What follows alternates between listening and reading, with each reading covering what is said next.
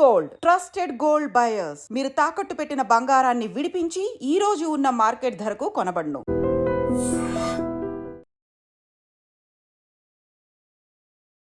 అందరికీ నమస్కారం. నేను Swaroopa Potlapalli. Welcome to trending topic.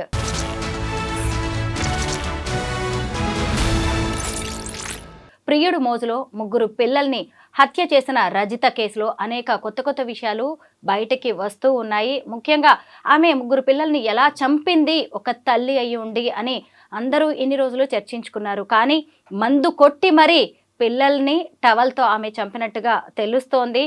అలాగే తన బిడ్డల్ని తాను చంపిన తర్వాత ప్రియుడైన శివకి వీడియో కాల్స్ చేసి మరీ రజిత చూపించినట్టుగా పోలీసుల విచారణలో బయటపడినట్టుగా వార్తలైతే వినిపిస్తున్నాయి. ప్రస్తుతం నాతో పాటు సోషల్ యాక్టివిస్ట్ కృష్ణకుమారి గారు ఉన్నారు. ఆవిడతో మాట్లాడదాం. మేడం నమస్తే. చూసారు కదా, అసలు పాము తన గుడ్లు తానే తింటుంది, తన పిల్లల్ని తానే తింటుంది అని కూడా మనం వింటూ ఉంటాం కదా. ఈ రజిత అనే తల్లి ముగ్గురు పిల్లల్ని ఎలా చంపేసింది అని మనం అందరం కూడా మాట్లాడుకున్నాం. ఒక తల్లి మందు కొడితే ఎవరికైనా ఏమీ తెలియదు అంటారు కదా, అలా ఆమె కూడా ఒక క్వార్టర్ తాగేసి మరి పిల్లల్ని టవల్తో చంపేసిందంట. ఇలాంటి వార్తలు వింటుంటే తల్లులా వీళ్ళు మనుషులేనా అనిపిస్తోంది. మీరు చెప్పండి, అసలు ఈ తల్లి మనస్తత్వం అనేది ఎలా ఉంది? ఇప్పుడు మీరు అన్ని పరిస్థితులు బాగున్న కుటుంబంలో, అంటే అన్యోన్యమైన సంసారం, అందమైన పిల్లలు, ఆర్థిక వ్యవహారాలు ఇబ్బంది లేకుండా, చుట్టుపక్కల సామాజిక పరమైన ఇబ్బందులు ఏమీ లేకుండా ఉన్న ఒక స్త్రీ తనకు తానుగా ఇష్టపూర్వకంగా కన్న పిల్లల్ని చంపింది అంటే మీరు అన్నయన్నీ నేను ఒప్పుకుంటా. కానీ ఇక్కడ ఈ హత్య ఎలా జరిగింది, ఈ జరిగినప్పుడు ఆమె మానసిక పరిస్థితి ఏంటి, ఏ పరిస్థితుల్లో అలా చేసింది అనే దానికన్నా మనం ఇంకొంచెం వెనక్కి వెళ్ళి ఇలా చెయ్యడానికి ఆమెకున్న పరిస్థితులు ఏంటి అనేది కూడా ఆలోచించాలి. అంటే ఇమ్మీడియట్గా మనకందరికి వచ్చే ఇదేంటంటే, ఒక హంతకురాలి షూస్లో మీరు కాళ్ళు ఎలా పెడతారు, మీరు ఎందుకు పెట్టాలి అంటే మీరు కూడా అంత క్రూరులా అని మాట్లాడవచ్చు. కానీ ఇదే రజిత నా కూతురు అయితే నేను ఎలా స్పందిస్తా, మీ కూతురు అయితే మీరు ఎలా స్పందిస్తారు, అసలు రజిత తల్లి ఎలా స్పందిస్తుంది అని ఆలోచిస్తే మనకు అర్థమయ్యేది అర్థమవుతుంది. ఎట్టి పరిస్థితుల్లోనూ 100కి 500% ఈమె ఆ పిల్లల్ని చంపాల్సిన అవసరమే లేదు, చంపక్కర్లేదు. చంపకుండా కూడా తన జీవితాన్ని తాను తీసుకోవచ్చు, ఆప్షన్స్ ఉన్నాయి. కానీ అలా చెయ్యకుండా ఇలా చేయడం వెనకమాల ఆమెని ప్రోత్సహించింది ఎవరు, ఆమెని నువ్విలా చెయ్యి అని ముందుకు నెట్టింది ఎవరు? అలాగే ఈమె జీవితంలో నా జీవితంలో ఈ వెలితుంది అని ఆ అమ్మాయి అభిప్రాయపడటానికి కారణం ఎవరు అనేది ఆలోచించకుండా మనం ఈ సమస్యకి మనం సరిగా సమాధానం చెప్పలేము. చెప్పినా కానీ అది 100కి 100% కరెక్ట్ కాదు. మనం మొదటగా వెళ్ళవలసింది రజిత జీవితం దగ్గరికి వెళ్ళాలి, పెళ్ళికి ముందు జీవితం దగ్గరికి వెళ్ళాలి. రజిత నిజంగా చక్కని చుక్కలా ఉంది. తల్లిదండ్రులకి ఆమెకి ఆశించిన స్థాయిలో పెళ్లి చేసే స్తోమత లేదు అనుకుంటే గంతకు తగ్గ బంతం చూసి చేయొచ్చు వాళ్ళు కూడా. కానీ వాళ్ళు ఏం ఆలోచించారు, మంచి అబ్బాయి కావాలి. ఏ తల్లిదండ్రులైనా మంచి అంటే ఏం చూస్తున్నారు, చదువుకున్నోళ్ళైనా చదువుకోనోళ్ళైనా, డబ్బులున్నోళ్ళైనా డబ్బులు లేనివాళ్ళైనా ఇవాళ సమాజంలో ఏం చూస్తున్నారు? ఆస్తి ఉందా, ఉద్యోగం ఉందా, బ్యాంక్ బ్యాలెన్స్ ఉందా, అత్తగారు మామగారు లేకుండా ఉన్నారా, ఆడపడుచులు పోర్లేదా, ఇవి కదా మీకు కావాల్సినవి. ఇలా చూసి వెతికి చేసిన పర్యవసానం ఇలాగే ఏడుస్తుంది. మరి ఒక కాయ కష్టం చేసుకునే వాడికి ఇచ్చి పెళ్లి చేసుకోకపోయారా? లేకపోతే 10th క్లాస్ వరకు చదువుకుంది. ఇంకొంచెం చదివించిన తర్వాత ఏ నర్స్ ట్రైనింగో చేయించిన తర్వాత ఆ అమ్మాయి కాళ్ళ మీద ఆ అమ్మాయి నిలబడిన తర్వాత ఆ అమ్మాయి ఉద్యోగం చూసో ఆ అమ్మాయిని చూసో వచ్చేవాడు వస్తాడు కదా అని ఆగొచ్చు కదా. మీకంత కంగారు దేనికి? పెళ్లి చేశారు. ఎవరిని ఇచ్చి పెళ్లి చేశారు? అతనికి ఆస్తి ఉంది కాబట్టి 20 సంవత్సరాల వయసు తేడా ఉన్నవాడికి ఇచ్చి పెళ్లి చేశారు. పెళ్లి చేయడం కాదు, వాడు కొనుక్కున్నాడు ఈ అమ్మాయిని కన్యాశుల్కం ఇచ్చి. మరి మీరు పెట్టిన కండిషన్ ఏంటి? పెళ్లికి ముందు నీకున్న ఆస్తి మా అమ్మాయి పేరు మీద పెట్టాలి. ఇది సమంజసమా? అంటే సాధారణంగా రెండో పెళ్లి వాళ్ళకి ఇచ్చేటప్పుడు ఆమె భద్రత గురించి ఇలాంటివి అసలు ఎవరేమన్నారండి? జాగ్రత్తలు తీసుకుంటారు. రెండో పెళ్లికి ఎందుకు ఇవ్వాలి? అక్కడ ఆస్తి ఉందనే కదా మీరు ఇచ్చింది. ఆస్తే ఇప్పుడు ఇంత గడ్డి తినేటి చేసింది. ఆస్తి లేని మనుషులు బతకలేరా? ఆ అమ్మాయికి సరిజోడైన వాడు ఆస్తి లేకపోతే రిక్షా దొక్కునేవాడైతే మటుకు తప్పేంటండి? ఎందుకు చేయలేదు మీరు ఆ పని? ఆస్తి ఉన్నోడు కావాలి. మీ అమ్మాయి మనోభావాలు ఏంటి? అసలు మన అమ్మాయికి పెళ్ళిడు వచ్చిందా లేదా? మన అమ్మాయి మనసులో ఎవరన్నా ఉన్నారా లేదా? అసలు మన అమ్మాయి మనస్తత్వానికి అతని మనస్తత్వానికి సరిపోతుందా? 20 ఏళ్ళు తేడా అంటే సింపుల్గా మాట్లాడుకుంటే తండ్రి వయసు అండి. ఈ పిల్లకి తండ్రి వయసు.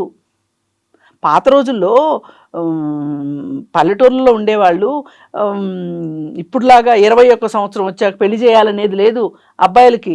ఆడపిల్లలకు 18 ఏళ్ళు వచ్చాక చేయాలనేది లేదు. 13 ఏళ్ళకో 12 ఏళ్ళకో ఆడపిల్లలకు పెళ్ళిళ్ళు చేయడాలు బరువులు దింపుకోవడానికి. వీడు నేను మగాడిని అయిపోయాను, నాకు వయసు వచ్చేసింది, నాకు 2 ఎకరాలు 3 ఎకరాల పొలం ఉంది అని వీడు ఎగురుకుంటా వీడు పెళ్లి చేసుకోవడం చూసాం కదా. మరి ఆ రకంగా చూసుకుంటే ఈ అమ్మాయికి అబ్బాయికి తండ్రి కూతుర్ల అంత వయసు తేడా ఉంది. ఆలోచించలేకపోయారు ఆ తల్లిదండ్రులు? సరే, వాళ్ళ తల్లిదండ్రులు ఆలోచించాల. ఎందుకంటే వాళ్ళు ఇంకొంచెం అనడానికి కూడా లేదు. వాళ్ళకంటే కొంచెం ఒక 2 ఏళ్ళు 3 ఏళ్ళు చిన్నోడు అయి ఉంటాడు అంతే, అంతకంటే ఏమీ తేడా లేదు. సరే, అయితే ఇప్పుడు ఇతను రెండో పెళ్లి చేసుకోవాలి, పైగా అందగత్తె కావాలి, ఆస్తి ఇచ్చేయినా సరే ఎక్కడికి పోద్ది? పెళ్ళాం ఎక్కడికైనా పోద్ది ఆస్తి ఉన్నంత మాత్రాన? అనుకోలే ఇలాంటిది ఒకటి జరుగుద్దని. పేరైతే పెట్టాడు, పెళ్ళాం పేరును పెట్టాడు. అసలు నా భార్యకి నేనంటే ఇష్టం ఉందా లేదా అనే ఒక ఆలోచన అయినా వచ్చుండదు. ఎందుకంటే వాళ్ళ దృష్టిలో భార్య అంటే మనం సంతలో కొనుక్కొచ్చుకున్న పశువు. సంతలు జరుగుతాయి కదా. అంటే ఎప్పుడు ఆ అమ్మాయి కూడా అంత అనుమానపడే అవకాశం ఇవ్వలేదు. ఒకరి తర్వాత ఒకరు 3 పిల్లలు కూడా పుట్టారు. అదేనండి టీచర్ గా పనిచేస్తుంది. నేను అనేది అదే. ఆ అమ్మాయికి అసలు ఒక ఆలోచన లేకుండా ఎన్ని మ్యారిటల్ రేప్స్ జరిగితే 3 పిల్లలు పుట్టారో. ఆ అమ్మాయి ఇష్టంగా అతనితోటి చాలా సంతోషంగా కాపురం చేసి ఉంటుందని మీరు అనుకుంటున్నారా? ఎలా నచ్చుతాడండి? 20 ఏళ్ళు గ్యాప్ ఉన్నోడు, దగ్గర తండ్రి అంత వయసు ఉన్నవాడు ఎలా నచ్చుతాడు ఆ అమ్మాయికి? విధి లేని పరిస్థితిలో చేశారు పెళ్ళి, బలవంత పెళ్ళిది. ఆ అమ్మాయి ఇష్టపూర్వకంగా చేసుకుంది అనుకోవటానికి లేదు. ఆ అమ్మాయి ఒక భర్త అంటే ఇలా మాట్లాడతాడు, ఇలా ఉంటాడు, నా దాంపత్య జీవితం ఇలా ఉండాలి అని సినిమాలు చూసో సీరియల్స్ చూసో ఊహించుకుని ఉన్న వయసులో ఉన్న చిన్నపిల్లకి మీరు ఆ ముదురు బెండకాయనేసి కట్టి, ఆ అమ్మాయికి మనసులో ఏముందంటే నాకు తాళి కట్టాడు కాబట్టి అతను ఏమైనా చేసే హక్కు ఉంది అనుకుంది తప్పితే అది దాంపత్యం కాదది. అంటే తన క్లాస్మేట్ అనే వ్యక్తి మళ్ళీ తన జీవితంలోకి వచ్చే వరకు ఆమెకి తెలియలేదా వెలితి లోటు ఏంటి అనేది అంటారా? అదే నేను అంటున్నా. అయినా మాట్లాడే హక్కు లేదు ఆ అమ్మాయికి. ఈ ఆలోచన లేకుండా సడన్గా వీడు వచ్చేసేసి నేర్పించేశాడని నేను అనను. ఈ అమ్మాయికి ఉన్న చెల్లుబాటు కాదు కాబట్టి, ధైర్యం ఉండదు కాబట్టి తన జీవితంలో పిల్లల్లో తన జీవితాన్ని చూసుకుంది. అలాగే 10th క్లాస్ వరకు చదువుకుంది కాబట్టి ఏదో ప్రైవేట్ స్కూల్లో ఉద్యోగం చేసుకుంటుంది. జీవితం చాలా ప్రశాంతంగా ఆమె మనసులో ఎన్ని తుఫాన్లు ఉన్నప్పటికీ ప్రశాంతంగా నడుస్తుంది జీవితం. ఈ ప్రశాంతమైన జీవితంలో ఈ రీయూనియన్ అనే ఒక గులకరాయి వచ్చి ఆమె జీవితంలో పడింది, మనసులో పడింది. అతను అసలు ఇంత అందాలు రాసిని నేనెలా మిస్ అయ్యానబ్బా అని 4 సినిమా డైలాగులు చెప్పాడు. ఇలాంటి డైలాగులు వినాలని ఆ అమ్మాయి 12 ఏళ్ళ నుంచి 13 ఏళ్ళ నుంచి ఒక భర్త దగ్గర నుంచి వినాలని ఎదురు చూస్తున్న అమ్మాయి ఆ అమ్మాయికి వీడి ఈ డైలాగ్ చెప్పేసరికి వీడిని మించిన రోమియో కనిపించలేదు ఆ అమ్మాయికి. అవునా? అలా అయిందా? అయిన తర్వాత సరే అలా అన్నోడు అన్నట్టు ఊరుకున్నాడా? నీ 3 పిల్లలు, ఇంత అందాలు రాసి 3 పిల్లలా? వాడు ఎంత దుర్మార్గుడు కాబట్టి నిన్ను పిల్లలుగానే యంత్రంలాగా చేశాడు. ఇలాంటి కథలు ఎన్నో చెప్పుంటాడు. ఈ పాటికి ఎంతమందికి చెప్పాడో. ఇప్పుడు 10th క్లాస్ అయిపోయిన దగ్గర నుంచి నా అందాలు రాసి కనిపిస్తుందని ఈవిడ కోసం కూర్చున్నాడు ఏంటి వాడు? ఇలా ఎంతోమంది కథలో కాకరకాయలు చెప్పే ఉంటాడు. చివరికి ఈమెకి ఇలాంటి కథలు చెప్తే అప్పుడు ఈమె ఏదో అంటారే తొలకరి జల్లులో పురువిప్పిన నెమలిలాగా నాట్యం చేసింది అని ఈమెకి అతని అధీనంలోకి వెళ్ళిపోయింది. అధీనంలోకి వెళ్ళిపోయిన తర్వాత నీకు ఈ పిల్లలు లేకపోతే నేను పెళ్లి చేసుకునేవాడిని, సరే పిల్లల్ని తీసుకుని వచ్చేస్తాను అందనుకోండి. తల్లి తొందరగా పిల్లల్ని వదలాలనుకోదు. లేదు పిల్లలు వద్దు, పిల్లల్ని ఇక్కడే వదిలేయి, నువ్వు ఒక్కదాని వచ్చేయి అన్నాడు అనుకోండి, అది కూడా ఒక తీరుగా జరుగుండేది. వాడి ఉద్దేశం ఏంటంటే పిల్లలంటూ బతికుంటే ఈ అమ్మాయి మళ్ళీ మనసు మార్చుకుంటుంది కాబట్టి పిల్లలు అనేవాళ్ళు ఉండకూడదు అని వాడు డిసైడ్ చేశాడండి. స్క్రిప్ట్ మొత్తం వాడిదే, ఈ అమ్మాయి జస్ట్ ఎగ్జిక్యూట్ చేసింది అంతే. తల్లిదండ్రులు ఒక విలన్స్ అయితే ఈ అమ్మాయి పాలిట, భర్త 2వ విలన్ అయితే 3వ విలన్ వీడు. ఇవాళ ఆ అమ్మాయి నడి రోడ్లో కూడా నుంచొని అవకాశం లేకుండా చేసుకుంది ఆ అమ్మాయి జీవితాన్ని. నడి రోడ్లోకి వచ్చి నుంచోమనండి, ఎన్ని రాళ్ళు పడతాయి ఆ అమ్మాయి మీద. మొన్న జైలుకి వెళ్ళి ఉంటుంది కదా, జైల్లో ఎంత పంచాయతీ జరుగుద్దో మీకు తెలుసా? తెలియదు ఎవరికి, బయట వాళ్ళకి. ఇలాంటి పనులు చేసి వచ్చిన వాళ్ళ కోసం అక్కడున్న వాళ్ళంతా ఏదో మదర్ తెరిసాలు అన్నట్లు ఈ వచ్చిన వాళ్ళ మీద పడిపోతారు. నీకేం పోయే కాలం. ఇప్పుడు మనం చేస్తున్న మోరల్ పోలీసింగ్ చూసావా? ఇంతకు మించిన మోరల్ పోలీసింగ్ జరుగుతుంది. మ్యాన్ హ్యాండ్లింగ్ కూడా జరుగుతుంది జైల్లో, తోటి ఖైదీల దగ్గర నుంచి. నరకం అక్కడే స్టార్ట్ అవుతుంది ఆ అమ్మాయికి. అయిపోయిన తర్వాత ఆ అమ్మాయి అనుకోవచ్చు, నేను జైలుకి వెళ్తే అసలు నన్ను ఈ ప్రశ్నలు అడిగేవాళ్ళు లేరు, ఈ ఇంట్రాగేషన్ లేదు, ఏమీ లేదు, నేను ఎవరికైనా మొహం ఎట్లా చూపించుకోవాలి అనుకునే అవసరం లేదు నాకు, నన్ను తొందరగా ఊహించలేదు దొరికిపోతాను అదే అని. ప్రతి నేరస్తుడు దొరుకుతాము అనుకుంటే ఎవ్వరూ నేరాలు చేయరు. ఈ సినిమా ఫ్లాప్ అవుద్ది అంటే ఆస్తులన్నీ పెట్టి ఎవడో సినిమా తీయడు. పెళ్ళైన 3వ రోజే మొగుడు చంపేస్తాడు అంటే ఏ తల్లిదండ్రులు పెళ్లి చేయరు, అనుకోరు కదా. ఎందుకు అనుకుంటారు? అనుకోరు. అని ఇప్పుడు తెలిసి వస్తుంది అమ్మాయికి అసలు జీవితం ఏంటో ఇప్పుడు మొదలైంది అమ్మాయికి. భర్తతో జీవితం మొదలు కాల, ఒక యంత్రంలాగా పిల్లల్ని కన్నది అంతవరకే. వీడు వచ్చిన తర్వాత 4 రోజులు ప్రేమ పాఠాలు చెప్పాడు, ఇదే జీవితం అనుకుంది. ఈ 2 అయిపోయినాయి. అసలు జీవితంలో అసలైన జీవితం ఏంటో ఇప్పుడు నుంచి ఉందా అమ్మాయికి. ఎందుకంటే ఏ నేరం చేసినా ఆడవాళ్ళని చూసే దృష్టి వేరుంటుంది, మగవాళ్ళని చూసే దృష్టి వేరుంటుంది. మగవాడు నేరం చేయనివ్వండి, గొంతు బిసికి పెళ్ళాన్ని చంపేయనివ్వండి, ఆడి గ్రేస్ మార్కులు ఇచ్చేస్తారు. ఎందుకంటే మనము స్టీరియోటైప్లో అయిపోయాం. మగవాడు అన్నాక కొట్టకుండా ఉంటాడా, మొగుడు అన్నాక తన్నకుండా ఉంటాడా, మొగుడు అన్నాక చంపకుండా ఉంటాడా, దీనికి అలవాటు పడ్డాం, మొద్దుబారిపోయాం మనం అందరం. అందుకని వాళ్ళు ఏమైనా చేస్తే మనకేమనిపించదు. ఒక స్త్రీ చేయగానే అమ్మ మొగుడిని చంపడానికి సుఫారీ ఇచ్చిందంట, అమ్మ పిల్లల్ని చంపేసిందంట. ఇలాంటి పనులు మగవాళ్ళు రోజు చేస్తున్నారు. అంటే వాళ్ళు చేస్తున్నారు కాబట్టి వాళ్ళని చేయమని నేను అనట్లేదు. నా ఆవేదన ఏంటి అంటే ఇక్కడ భారత శిక్షా స్మృతి ముందు ఆడవాళ్ళు చేయనివ్వండి, మగవాళ్ళు చేయనివ్వండి, ఎవరు చేసినా ఒక్క ఆత్మరక్షణ కోసం చేస్తే తప్పితే ఒకే శిక్ష ఐపీసీలో. కానీ చట్టం దృష్టిలో అది, సమాజం దృష్టిలో ఇదే 3 పిల్లల్ని చంపిన వాడిని ఇలాగే మాట్లాడుతున్నారా? కసాయి తల్లి ఎట్లా కన్నది, అసలు ఈ నొప్పులు పడిందా పడలేదా, కామంతో కళ్ళు మూసుకుపోయినాయి, ప్రియుడు మోజులో పడిపోయింది.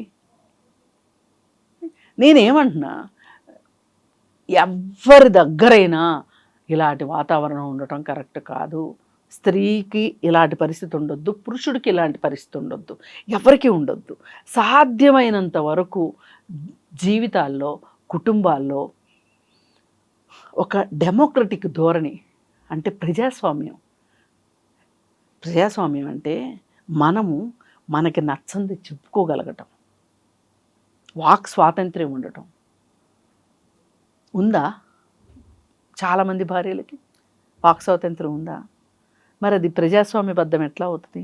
అసలు ఇద్దరు చదువుకున్న అమ్మాయి అబ్బాయి ఉన్నారు, వాళ్ళకి పెళ్ళి అంటే అమ్మాయి తరఫు వాళ్ళు ఎందుకు అంత పొర్లు గింతలు పెట్టుకుంటూ అల్లుడికి సేవలు చేయాలి? అల్లుడు తాలూకా వాళ్ళని ఎందుకంత మనసులో చాలా కోపం ఉంటుంది, కానీ పైకి మట్టుకు ప్లాస్టిక్ పువ్వులను పులుముకుని ఇప్పుడు మీకు చేస్తున్నాం, ఆగండి 4 రోజులు పోయాక మా అమ్మాయి పెత్తనం వచ్చిన తర్వాత మిమ్మల్ని ఇంట్లోనే ఉండనివ్వం, ఓల్డేజ్ హోమ్కి పంపిస్తాము అనుకోకుండా తల్లులు పెళ్ళిళ్ళు చేస్తున్నారు అనుకుంటున్నారు తల్లిదండ్రులు. ఎవరి ప్లానింగ్లు వాళ్ళయ్యే. అందుకే ఈ కుటుంబ వ్యవస్థ ఇలా తయారైంది కాబట్టి, కనీస మానవ విలువలు లేకుండా పోయినాయి కాబట్టి, హింస వద్దు అని అనుకోవట్లేదు కాబట్టి ఈ ఈ వివాహ బంధాలు ఈ విధంగా విచ్ఛిన్నం అవుతున్నాయి. ఎక్కడో ఏసీ రూముల్లో కూర్చొని ఒక 4-5 మేధావులు కూర్చొని వివాహ బంధాలు ఇలా విచ్ఛిన్నం అయిపోతున్నాయి ఏంటి అని వాళ్ళు మాట్లాడుకున్న, సనాతనవాదులవి సనాతన ధర్మం అని మాట్లాడుకుంటూ ఆడవాళ్ళకి చదువు రాబట్టే, ఉద్యోగాలు రాబట్టే వివాహ బంధాలు విచ్ఛిన్నం అయిపోతున్నాయి అని చెప్పి వీళ్ళు మాట్లాడుకున్నా, రచ్చబండల మీద పంచాయతీలు చేసినా, ఏం చేసినా జరుగుతున్నది ఏంటి అనేది చూడాలి. కృష్ణకుమారి గారు, ఒక ప్రేమ కథ, ఒక వివాహేతర సంబంధం అనేది 6 జీవితాలని బలి తీసుకుంది. 3 పిల్లలైతే భూమి మీదే లేకుండా పోయారు. ఇటు చూస్తే రజిత, ఆమె ప్రియుడైన క్లాస్మేట్ అయిన శివ, వీళ్ళిద్దరూ జైలు పాలయ్యారు. ఇంకొక వైపు చూసినప్పుడు విధి వంచితుడుగా మిగిలింది చెన్నయ్య, ఆమె భర్త. అంటే మొదటి భార్య డెలివరీలో చనిపోవడంతో అక్కడ పిల్లలు పుట్టలేదు, భార్య లేకుండా అయిపోయింది. ఇక్కడ చూస్తే రెండో పెళ్లి చేసుకున్నాడు, ఎన్నో ఆశలతో కష్టపడుతున్నారు ఇద్దరు భార్య భర్త. తీరా చూస్తే ఇటు భార్య ఏమో జైలు పాలైంది, పిల్లలేమో కాటికి పోయారు. ఇలా 6 అండి. ఒక్క కథ. ఎక్కడ తప్పు జరిగింది? మెచ్యూరిటీ లేకుండా తీసుకున్న నిర్ణయమే తప్పంటారా? నేను ఇందాక రజిత ఆఖరి నిర్ణయం రజితది. నేను మాట్లాడుతుంది ముందు జరుగుతున్న నిర్ణయం, ముందు జరిగిన నిర్ణయాల గురించి నేను మాట్లాడుతున్నా. అక్కడ సరిగా లేకుండా ఇక్కడ సరిగా ఉండాలనుకోవడం తప్పు. ఎవరైనా ఇంత దూరం వస్తుంది మన అమ్మాయికి ఇలా పెళ్లి చేయడం వల్ల రేపు పిల్లలు పుట్టాక ఇంకెవరో నచ్చిన తర్వాత 3 చంపేస్తుంది అని కూడా ఎవ్వరూ ఊహించలేం కదా. కాదండి, టోటల్ స్క్రిప్ట్ ఉండకపోవచ్చు, కనీసంగా ఒక ఆలోచన ఉండదా? ఇప్పుడు ఈ అమ్మాయికి 3 పిల్లలు పుడతారని వాళ్ళకి తెలుసా? అసలు పిల్లలే పుట్టకపోతే ఏం చేసేవాళ్ళు? 3 పిల్లలు పుట్టడం అనేది నేను ఇందా చెప్పినట్టు మ్యారిటల్ రేప్కి వచ్చిన అవుట్కమ్ అది. 3 పిల్లలు అనేది అది కాదు ఇక్కడ మనం మాట్లాడుకోవాల్సింది. మీరు కనీసం నేను ఇప్పుడు నా పిల్లకి పెళ్లి చేస్తున్నాను అన్నప్పుడు నేను ఒక ఈడు జోడు చూశానా లేదా, కేవలం ఆస్తి మాత్రమే చూశానా అనే ఇంగిత జ్ఞానం తల్లిదండ్రులకు ఉంటే రజితనికి ఇతనికిచ్చి పెళ్లి చేసేవాళ్ళు కాదు. ఇతను నాకు ఇంకేం పడుచు పెళ్ళాం వచ్చేస్తుంది. చాలా మంది మగవాళ్ళు అలాగే అనుకుంటారు కదా. అదే వైపు వాళ్ళ పిల్లలకి పెళ్లిడు వస్తా ఉంటది, వాళ్ళకి మాత్రం పడుచు పెళ్ళాం కావాలి. అదే నేను అనేది. ఈ ఆలోచనలు మారినంత వరకు సమాజంలో ఇలాంటివి జరుగుతాయి. ఇదేదో జీవితం ప్రపంచం పుట్టిన తర్వాత, భూమి పుట్టిన తర్వాత మొదటిసారి జరిగింది, చివరిసారి జరిగింది అని అనుకుంటే చాలా పొరపాటది. ఇలా జరగటానికి మనమే కారకులం. అది మనం మర్చిపోయి కన్వీనియంట్గా ఎవరో ఒకళ్ళ మీద నేరం మోపేసేసేస్తే, నెట్టేసేస్తే, వాళ్ళ మీదకి రజిత మీదకి నెట్టేసేస్తే అయిపోద్ది అనుకుంటున్నారు. ఎవరైనా ఎవరైతే ఈజీగా దొరుకుతారో వాళ్ళని టార్గెట్ చేస్తారు, ఎవరు వల్నరబుల్గా ఉంటారో వాళ్ళని టార్గెట్ చేస్తారు. ఇప్పుడు రజిత వల్నరబుల్గా ఉంది. ఆడదాని దగ్గర నుంచి ఏమి ఎక్స్పెక్ట్ చేస్తుంది సొసైటీ? ఆడదాని దగ్గర నుంచి ఎందుకు ఎక్స్పెక్ట్ చేస్తారు? మగాడి దగ్గర నుంచి ఎందుకు ఎక్స్పెక్ట్ చేయరు? నీతి, నిజాయితీ, న్యాయం, అన్యాయం ఇవన్నీ అందరిలోనూ ఉండాలండి. మీకుండాలి, నాకుండాలి, మన పక్కనున్న వాళ్ళకు ఉండాలి. ఆమె పిల్లల్ని చంపిన విధానం తలుచుకుంటే, వాళ్ళ బంధువులు చెప్తున్న మాటలు వింటే ఖచ్చితంగా బాధాకరమే. అసలు ఈ తల్లి చేసే విధానమేనా అలా చంప? కాదండి, నేను అదే ఇందా నుంచి మొత్తుకుంటుంది మీతో. ఎట్టి పరిస్థితుల్లో చేయకూడదు. కానీ ఆ అమ్మాయి అలా చెయ్యాలి అనుకోవడం వెనకమాల ఆ అమ్మాయికి భవిష్యత్తు జీవితాన్ని ఈస్ట్మన్ కలర్లో శివ చూపించాడు. చూపిస్తే మటుకు ఈ అమ్మాయి బుద్ధి ఏమైంది అని మీరు అడుగుతారు. ఇమ్మీడియట్గా వచ్చే ప్రశ్న అదే.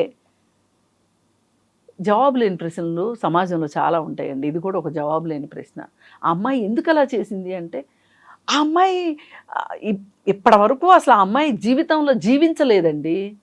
ఒక యంత్రంలాగా పిల్లల్ని కన్నది, యంత్రంలాగా వంట చేసింది, పెట్టింది, చూసుకుంది, చుట్టూ అందరితో మంచిగా ఉంది. ఇప్పుడు చాలామందికి ఈ ప్రపంచంలో చెడు చేసే అవకాశం లేక చెడ్డవాళ్ళుగా అవ్వట్లేదు. ప్రతి ఒక్కళ్ళు అవకాశం వస్తే చెడ్డ పనులు చేయడానికి ఈ చుట్టూ ఉన్న సమాజం మనల్ని సిద్ధం చేస్తుంది. కానీ దాని నుంచి చాలామంది ప్రమాదాల్లోంచి బయటపడుతున్నారు. ఇప్పుడు ఎందుకండి అర్ధరాత్రి బయటికి వెళ్తే అమ్మాయికి సేఫ్టీ లేదు అంటున్నాము, అర్ధరాత్రి బయటికి వెళ్ళి కూడా సేఫ్టీగా వచ్చిన వాళ్ళు లేరా? వెళ్ళిన ప్రతి వాళ్ళకి ఏదన్నా జరుగుతుందా? ఎవరి కాళ్ళు ఏమనుకుంటారు? నాకు జరగదు అనుకుంటారు. మన జీవితం అంటేనే ఎన్నో ప్రమాదాల నుంచి తప్పించుకుంటూ మనం చాలా బాగున్నాము అనుకునే ఒక సర్కస్ నా దృష్టిలో. అయితే బయటికి వెళ్తే వెనక్కి వస్తామన్న నమ్మకం ఉందా? లేదు కదా. ఏ రాత్రి ఇంట్లో దొంగపడతాడో, ఎలా అత్యాచారం గావించబడతామో, అలాగే మన బ్యాంకులో డబ్బులు, మన అకౌంట్లో డబ్బులు, మన సంతకం సరిగా లేకపోతేనే మనం డబ్బులు డ్రా చేసుకోలేని డబ్బుల్ని ఎవడో సైబర్ దొంగ వచ్చి దొంగిలిస్తాడని ఎవరన్నా ఊహించామా? మనం ఏదో ఇష్టానికి సోషల్ మీడియాలో ఒక ఫోటో పెట్టుకుంటే దాన్ని మార్ఫింగ్ చేసి ఈ ఫోటో చూపించి డబ్బులు లాగుతారు అని ఊహిస్తామా ఎవరమన్నా? సోషల్ మీడియాలో ఫోటో పెట్టేప్పుడు అనుకుంటామా? అనుకోం కదా. అందుకే నేనేమంటానంటే అనుకోనివి జరిగినప్పుడు ఇప్పుడు ఏం చేయాలి అనే బుద్ధి జ్ఞానం మనిషికి పనిచేయాలి. నువ్వు ఆ రోజు పెద్దవాళ్ళని ఎదిరించలేక పెళ్లి చేసుకున్నావు. ఇష్టమో కష్టమో నష్టమో 3 పిల్లల్ని ఈ ప్రపంచంలోకి తీసుకొచ్చారు ఇద్దరు కలిసి. తీసుకొచ్చినప్పుడు శివ కాదు సాక్షాత్తు మన్మధుడే వచ్చినా సరే నా జీవితం ఇంతే అయిపోయింది, నేను నా పిల్లల జీవితాలని సరిదిద్దుకోవాలి అనే బుద్ధి జ్ఞానం ఈ అమ్మాయికి ఉండాలి. సరే ఆ రోజు అమ్మాయిని ఇష్టపడ్డాను, ఈ రోజుకి నాకు పెళ్లి కాలేదు, నేను పెళ్లి చేసుకోవడానికి ఈ అమ్మాయే కావాలనే బుద్ధి జ్ఞానం వాడికి ఉండాలి. ఎవరు తక్కువ వాళ్ళండి ఇక్కడ? అందుకే నేను పదే పదే రజితనే మనం టార్గెట్ చేయడం కరెక్ట్ కాదు. టార్గెట్ చేయవలసిన క్యారెక్టర్లు ఈ ఉదంతం చుట్టూ చాలామంది ఉన్నారు. అందుకని సాధ్యమైనంత వరకు వివాహం చేసేటప్పుడు కుటుంబ సంబంధాల్లో స్త్రీ కూడా ఒక వ్యక్తి, స్త్రీకి కూడా మనసు ఉంటుంది, అలాగే స్త్రీకి కూడా కోరికలు ఉంటాయి. ఇలా ఆమెను కూడా ఒక పరిగణలోకి తీసుకుంటే అంటే సాధ్యమైనంత వరకు ప్రజాస్వామీకరణ. హింస నాకైనా హింసే, మీకైనా హింసే కదా. ఇలా ఆలోచిస్తే కట్నాల వేధింపులు ఉండవు, ఇంకో పెళ్లి చేసుకోవడం కోసం భార్యని గొంతుని చంపే అవకాశం ఉండదు, ఎన్నో జరగవండి. ఎందుకు జరుగుతున్నాయి ఇవన్నీ అంటే కుటుంబ సంబంధాల్లో హింస గురించి ఎవరు మాట్లాడరు. కష్టం ఇబ్బంది పడుతుంది అంటే మొగుడన్నా కొట్టడా, 4 రోజులు ఓర్చుకో, ఇలాంటి పడికట్టు మాటలు నేర్పి ఆడపిల్లల్ని మనం ఒక డబ్బాలో పెడుతున్నామని అనుకుంటున్నాం. ఏదో ఒక రోజు ఫోర్స్ఫుల్గా ఆ డబ్బాలో నుంచి బయటకు వచ్చిన తర్వాత ఇలాంటి దుర్మార్గాలే జరుగుతాయి. రజిత అలా ఎందుకు చేసింది, ఇలా ఎందుకు చేసింది అని మాట్లాడుకోవడం ఇక్కడ ఉద్దేశం కానే కాదు. ముఖ్యంగా రజిత లాంటి వాళ్ళు మన చుట్టూ కూడా చాలా మంది ఉన్నారు. వాళ్ళు దయచేసి ఇలాంటి క్షణిక సుఖం కావచ్చు, లేదంటే వేరే వాళ్ళ మోజులో ట్రాప్లో పడి మిగతా వాళ్ళ జీవితాలని నాశనం చేయొద్దు అని, వాళ్ళ జీవితాలను కూడా ఇలా జైలు పాలు చేసుకోవద్దు అని చెప్పడమే మా ఉద్దేశం. లేదండి, తల్లిదండ్రులు పెళ్లి చేసుకోబోయే వాళ్ళు కూడా ఆలోచించాల్సిన అవసరం ఉంది. అవును, 20 ఏళ్ల వయసు తేడా అనేది కూడా ఇక్కడ మనం గమనించాలి. ఇక మీదటైనా కనీసం తల్లిదండ్రులు తమ బిడ్డలకి పెళ్లి చేసేటప్పుడు ముఖ్యంగా ఆమెకి ఇష్టమా లేదా, ఆస్తి కోసమే చేసుకుంటుందా, ఇంకొక గత్యంతరం లేక చేసుకుంటుందా అనేది కూడా ఆలోచించాలి. ఇటువైపు చూసినప్పుడు ఆ పెళ్లి చేసుకునే వ్యక్తులు కూడా తమకి పడుచు పిల్ల దొరికింది, నా వయసులో సగం వయసు కూడా లేదు, మళ్ళీ పైగా అసలు ఫస్ట్ మ్యారేజ్ అని సంతోషపడ్డం కాదు, భవిష్యత్తులో దీని పరిణామాలు ఎలా ఉంటాయి, ఆ అమ్మాయికి సరైన వయసు వచ్చేసరికి మీ వయసు ఎంత అనేది కూడా ఇప్పుడే ఆలోచించి నిర్ణయాలు తీసుకోవడం చాలా మంచిది. Thank you so much Krishna Kumari గారు.